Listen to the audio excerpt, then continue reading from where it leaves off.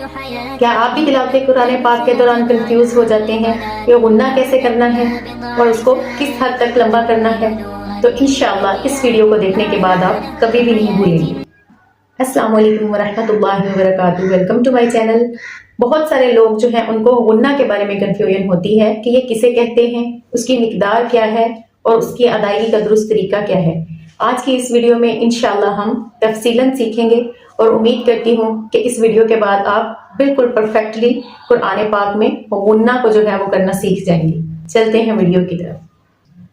کیا آپ کو معلوم ہے کہ غنہ ہی وہ بیسیکلی وہ خوبصورتی ہے جو ایک قاری اور ایک بگنر کی تلاوت کے درمیان فرق پیدا کرتی ہے؟ جی ہاں، چلیں سیکھتے ہیں کہ غنہ کیا ہوتا ہے۔ غنہ کا مطلب ہوتا کیا ہے؟ غنہ کا معنی نیسلائزیشن یعنی ناک میں آواز لے کر جانا ہے۔ قرآن پاک کی تلاوت کے درمیان جہاں پر بھی یہ ایک سمپل سا رول یاد رکھ لیں، نون مشدد اور میم مشدد۔ مشدد کا معنی یہ جو ڈبلیو ٹائپ سائن ہوتا ہے اس کو ہم تشدید کہتے ہیں، یہ تشدید ہے اور جس ورڈ کے اوپر آتی ہے اس کو ہم مشدد کہتے ہیں۔ اب نون مشدد اور میم مشدد جہاں پر بھی آئیں گے وہاں پہ غنہ ہوگا۔ تو غنہ کو کیسے کرنا ہے ہم نے؟ یعنی دو حرکات کی جو برابر ہے ہم نے اس کو ناک میں آواز لے کے جانی ہے اور لمبا کرنا ہے۔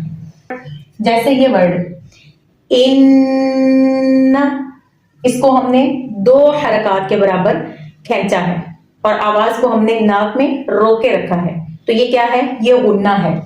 ان